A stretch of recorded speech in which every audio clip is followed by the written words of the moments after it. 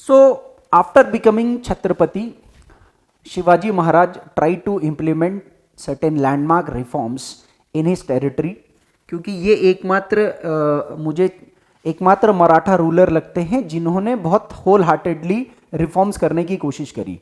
आगे वाले मराठास जो थे वो ज़्यादातर वॉर्स और इन चीज़ों में एक्सपेंशंस और अटैक्स इन्हीं में बिजी रहते थे, तो रिफॉर्म बहुत कम किया है बाकियों ने।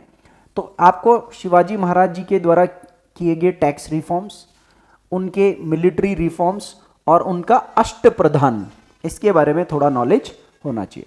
देखिए, मराठास के टाइम पर दो टैक्स बहुत फेमस थे। एक टैक्स था चौथ और दूसरा टैक्स था सरदेशमुखी। चौथ मतलब एक चौथाई, 1/4। So this is the amount of 1/4 of the standard which was paid to Marathas as a safeguard against Shivaji's forces raiding non-Maratha territories। समझते हैं इस बात को। जैसे मान लो ये एक मराठा टेरिटरी है, ये वाला एरिया मराठा का टेरिटरी है, यहां से तो वो लैंड रेवेन्यू वगैरह वसूल रहे होंगे, लेकिन लेट अस सपोज ये नॉन मराठा टेरिटरी है, यहां पर कोई नॉन मराठा है। अब ये लोग क्या करते थे, इस एरिया को अटैक करते थे, लूटते थे। तो इस लूट से बचने के लिए ये नॉन मराठा टेरिटरीज क्या करते थे, इनको एक टैक्स देते थे जो कि 1/4 होता था। ठीक है ना, 1/4 टैक्स दिया जाता था इन टेरिटरीज के द्वारा, ताकि मेरी फोर्सेस, शिवाजी महाराज की फोर्सेस इन एरियाज को परेशान ना करे, लूट ना करे। तो एक तरीके से जैसे आज की भाषा में वो कहते हैं ना प्रोटेक्शन मनी हफ्ता, ये वैसा होता था। तो जब आप याद करो मुगलों के साथ ट्रीटी हुई, तो जो नॉन मराठा टेरिटरीज थे, मुगलों के इनडायरेक्ट कंट्रोल में आते थे जो एरियाज, वहां का चौथ कलेक्शन का राइट औरंगजेब ने दिया शिवाजी महाराज को। और फिर एक और टैक्स होता था sardeshmukhi, which was an additional 10%, 1/10 होता था, demanded from areas outside the kingdom. अभी चौथ तो देना ही देना है, इसके अलावा आपको 1/10% और एडिशनल देना है। जैसे आपका एक सरचार्ज होता है, आज की डेट में आपने अगर इकोनॉमिक्स पढ़ा होगा तो आपने एक सरचार्ज सुना होगा कि भैया आपको और एडिशनल टैक्स देना है। क्यों देना है, बस देना है, अपनी मर्जी है, देना है। तो ये दो टैक्सेस बहुत फेमस थे शिवाजी महाराज की। ठीक है, इसके अलावा जो उन्होंने अपनी खुद की जो टेरिटरी थी, देखो टैक्सेस तो ये जो दो टैक्सेस थे चौथ और sardeshmukhi, they were taken from outside the non Maratha territory, लेकिन अपनी टेरिटरी में इन्होंने जो इससे पहले जागीरदारी सिस्टम चल रहा था वो हटा करके रियोतवाड़ी सिस्टम निकाला। अब देखो जागीरदारी सिस्टम क्या था कि मराठा टेरिटरी में जो सुल्तान्स थे वो लोग अपने पावरफुल मिलिट्री जनरल्स को एक एरिया दे देते थे और वो वहां से रेवेन्यू भी कलेक्ट करते थे और उसमें से एक शेयर रखते थे, कैश नहीं देते थे।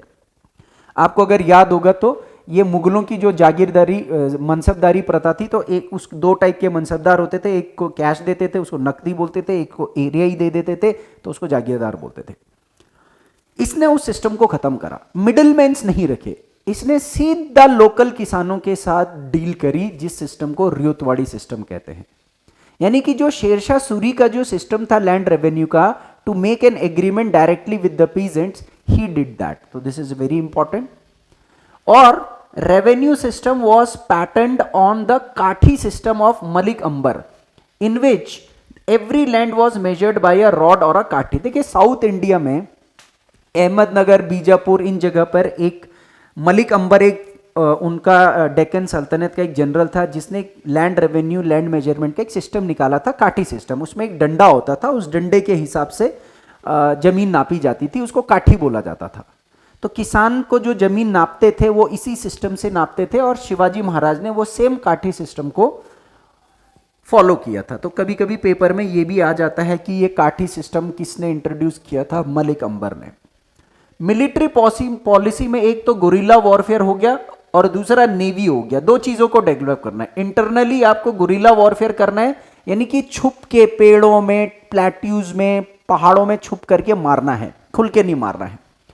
और नेवी का जो हेडक्वार्टर था इनका महाराष्ट्र के कुलाबा में था। तो he is again known as one of the first Indian ruler to develop modern navy. Modern navy जो डेवलप करने का जो राइट है या टाइटल है वो इनको जाता है। बाकी शिवाजी महाराज की जो काउंसिल थी उसको अष्टप्रधान कहते थे, and this was a council of 8 की यानी important ministers which was headed by Peshwa. Peshwa इस पूरे अष्टप्रधान का हेड होता था, which was a post equivalent to प्रधानमंत्री। तो जैसे ये पेशवा जो है वो सबसे मेन मंत्री होता था, लेकिन इस टाइम पर ये जो पेशवा का पोस्ट होता था ये हेरिडिटरी नहीं होता था। शिवाजी महाराज खुद सेलेक्ट करते थे कि पेशवा कौन बनेगा। But after the demise of Shivaji and his initial 2 sons Sambhaji, Raja Ram, ये सब जाते हैं, तो बाद वाले जो छत्रपति आते हैं उनके टाइम पर वो वीक हो जाते हैं डिसीजन मेकिंग में, और जो पेशवा है वो पावरफुल हो जाता है। तो पेशवा का पोस्ट फिर वो हेरिडिटरी बना देते हैं 1720 के बाद। सो ये कुछ इंपॉर्टेंट चीजें आपको याद रखनी है। और इसके बाद आपके संभाजी आते हैं, फिर राजा राम आते हैं, फिर शिवाजी 2 आते हैं, साहूजी 2 आते हैं, और ये आते हैं। तो इनका ब्रीफ हिस्ट्री सेल्फ स्टडी के लिए आप डाल सकते हो। बाकी पेशवास के बारे में we are going to study in the modern history. तो छत्रपति का इतना ही है। इसके बाद हम सिखिज्म का स्ट्रगल देखेंगे मुगल्स के साथ।